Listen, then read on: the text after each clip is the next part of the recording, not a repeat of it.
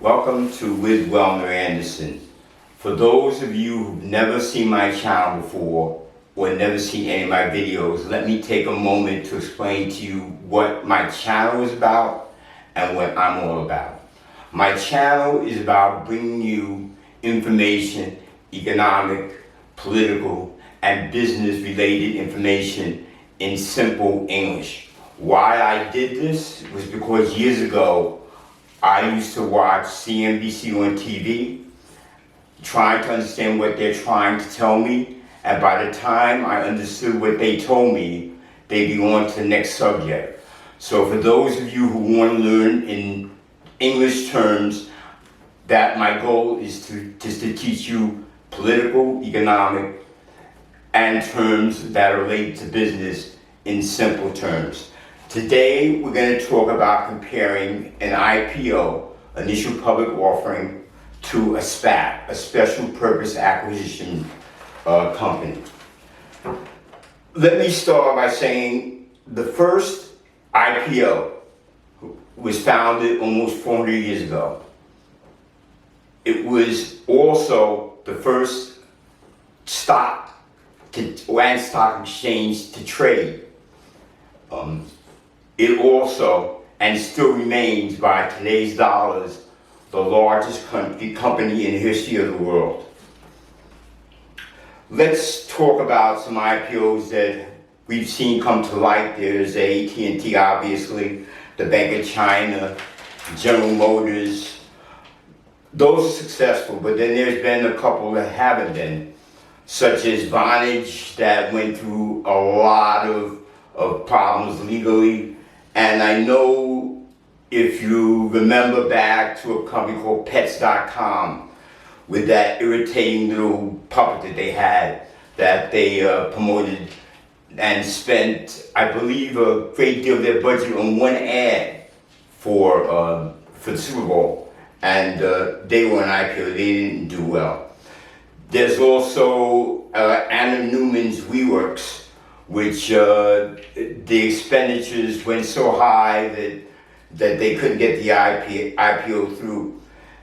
Also, there was Uber and Lyft who were overpriced, which left money on the table.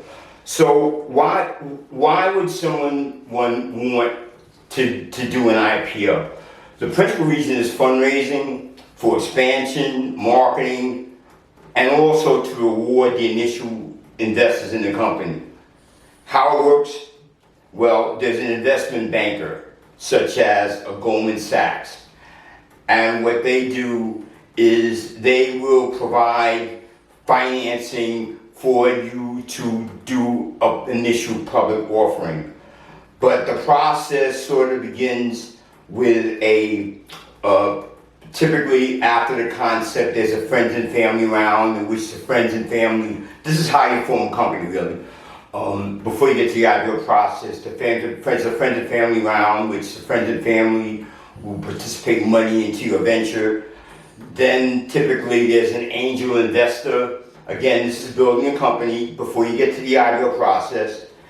And you may decide to go private placement, which is high cost, high net worth individuals, or venture capital, and then at that point you may decide to go for an IPO, which involves a due diligence process, which means they investigate everything, your financials, the management team. There's also marketing, and there's marketing you have to consider when you do the IPO. That's sort of, it's called book building, when the investment bank goes out and gets people interested in your IPO and gauges how much they can introduce it for. Let's talk about small IPO wins. Apple is huge. Alibaba, the Chinese company, did well. The largest IPO to date is Saudi Aramco. There were I believe a $25 billion IPO. The advantages in doing an IPO is you can reward the early investors for their positions in the company. They tend to be more, the larger pension funds, high net worth individuals tend to get involved with IPOs, the due diligence process, and the SEC oversight is some of the advantages you get from doing an IPO, but not doing an IPO. The disadvantage in an IPO is the process is very long, it's quite expensive, it's quite complex, and it's something that you're going to have an investment banker involved in. Now let's take a step back and let's look at a special purpose acquisition company, a SPAC. They're also known as blank check companies. They do what is called reverse merger. A merger is obviously when two companies get together and decide to work as one. Reverse merger typically implies that the smaller company is buying the larger company. But let's go quickly through the history of a SPAC. Back in the 1990s, a gentleman named David Newman developed the first SPAC. Let me just tell you a little about Mr. Newman. He had a track record since the 90s of bringing SPACs to market, and the SPACs were failures, quite a few, and he was fined $50,000.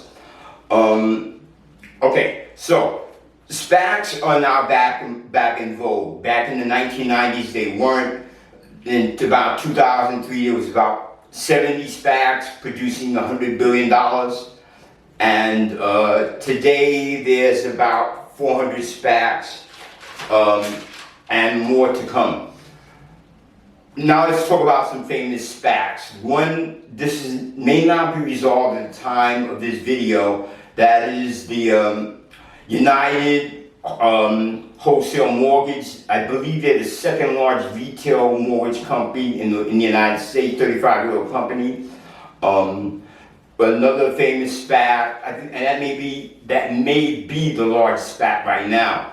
DraftKings merger with SBT Communications.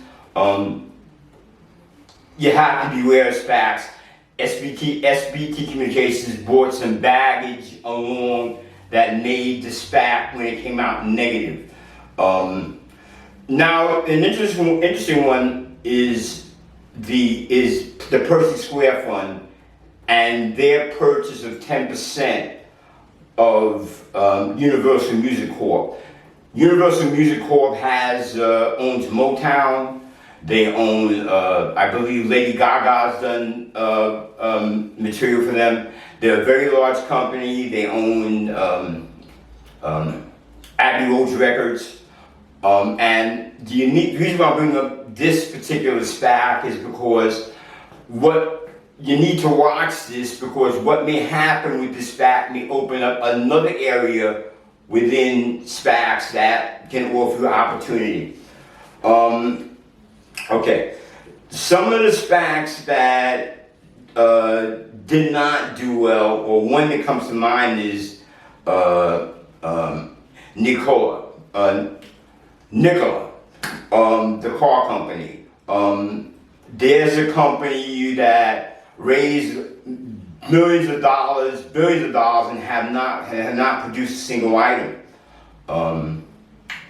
Okay, a SPAC is basically, what is a SPAC? A SPAC is a company that has already gone through the IPO process and is really a shell, or waiting for someone to implement something in that shell.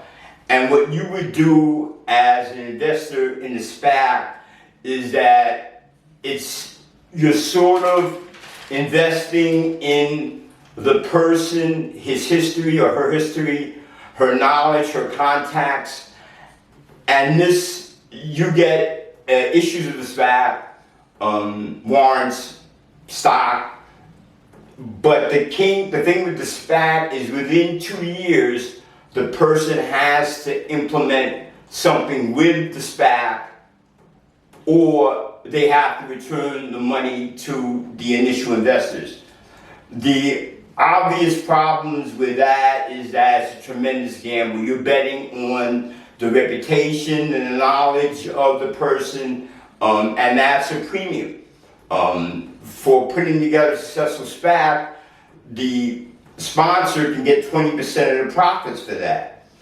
The issues are very obvious.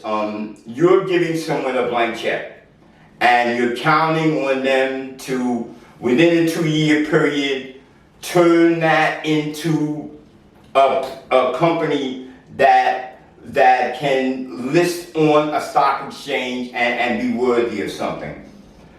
Now let's go back to the very beginning. What was that company that I talked about that was the first IPO?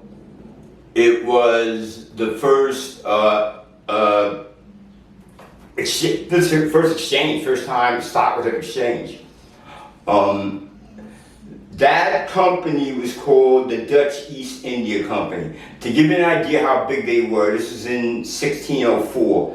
The Dutch East India Company, if you took Google, Apple, Microsoft, and if you took Amazon and put them together, this company, by today's dollars, was the largest company based on gross domestic product, which is a way that you measure finished goods and services that a country produces.